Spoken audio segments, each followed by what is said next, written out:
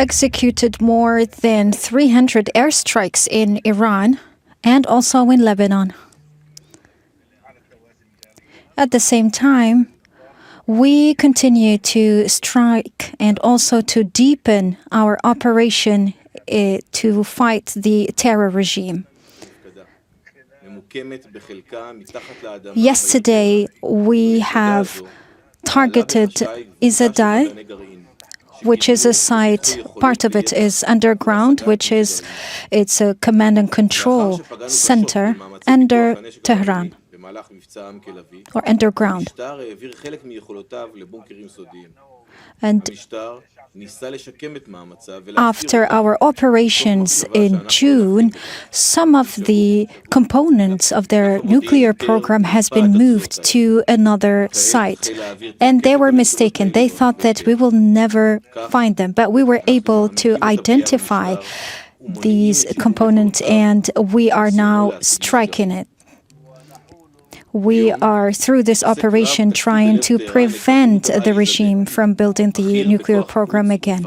Today, several air defense aircraft targeted Alizad, who's the commander of the Jerusalem. And they tried also to, in the past, to strike Israel from Lebanon. And we have been able to kill him on the Iranian soil. And we have warned in the past that will be the fate of everyone who tries to attack Israel. All those who try to harm Israeli people will have the same fate. Throughout the day, we have also conducted several air operations, and we were able to also target the ballistic missile site, and we have also destroyed several platforms that were ready for launching the ballistic missiles from Iran. We can see this on the screen. Those were representing a threat for our security, and we have successfully destroyed them. The armed forces are also available on several fronts. We have also struck the operation center of Hezbollah, and also yesterday we were able to target Radwan group in Lebanon that is part of Hezbollah. We have warned also all the Iranians who are active in Lebanon to leave, otherwise we will strike them. Now, everyone who tried to strike or to attack Israel will pay a high price.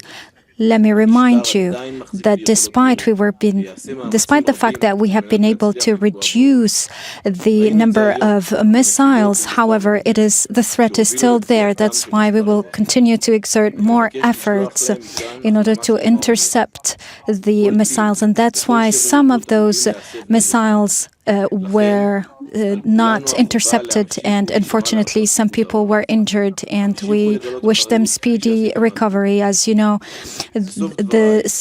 please, you have to follow all the instructions that are being provided so that you can stay safe.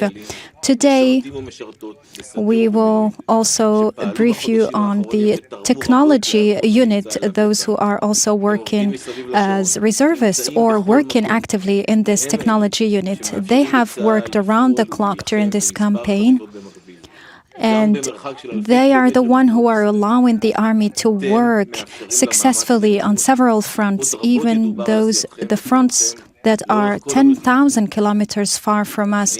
You are the key to our success, and history will remember you.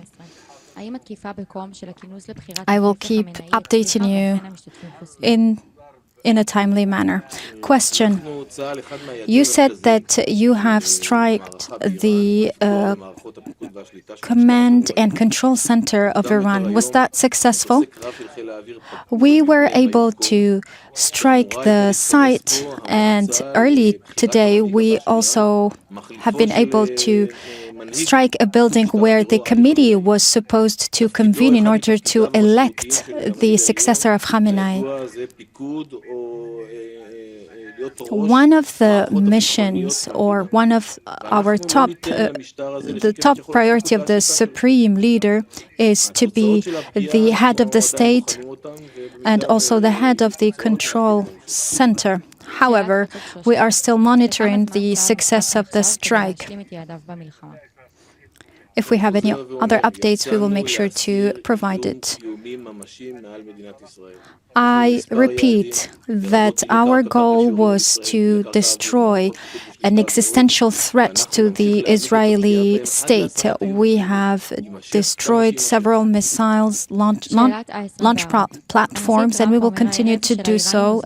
And we are ready for all possibilities, even if it's going to take a long time. The air defense system is working around the clock, and it's able to monitor the situation, and it's been able to destroy several platforms used to launch missiles, including long-range missiles. Question: is Israel communicating with other countries in the region to join the operation? The relations with the other countries is very complex and goes back to the years of where we concluded agreements with Egypt and Jordan, and also during the Abraham Accords. So we have complex and deep relations, and I believe that all the countries or the states of the region, especially after the behavior of the Iranian regime that is striking and attacking all these countries in different sites, I think that everyone now knows that this Iranian regime was representing a regional but also a global threat. I'm not also allowed to speak about the nature of the regional relations. Question: the political, you do not speak about the political. You've just been listening to a military brief by the Israeli military spokesperson, that's Brigadier General Effie Defrin, on where they stand now. What he said, in essence, number one, that Israel struck a command and control center in Tehran, a nuclear facility that had been moved to another site. Number two, that he confirmed that Israel has been targeting the Radwan group in Lebanon, that's Hezbollah's elite force. And he was asked, interestingly, whether he thought other countries might join Israel's military operation. He did mention that after Iran attacked several regional countries, they now probably saw it more like similar to the way Israel looks at Iran. David Wood is a senior Lebanon analyst at the International Crisis Group. And David, you're joining us from the Lebanese capital, Beirut. So, look, Israel is doing two things simultaneously. One is that they're attacking Iran. We just got their military update there.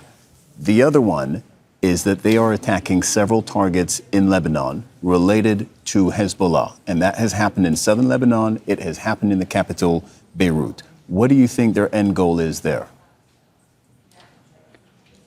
So it's always been clear, and Israel has made this clear from when the war initially broke out in 2023, that it wants to remove Hezbollah as a threat to Israel's national security. But as your correspondent Zaina mentioned earlier, in the past 48 hours, this situation is only escalating. And we know that Israel and Lebanon entered into a ceasefire agreement in November 2024, which Hezbollah approved. But there was this sense of optimism that even when the Iran war broke out, that Hezbollah would not get involved because it hadn't retaliated for Israel's constant violations under the ceasefire.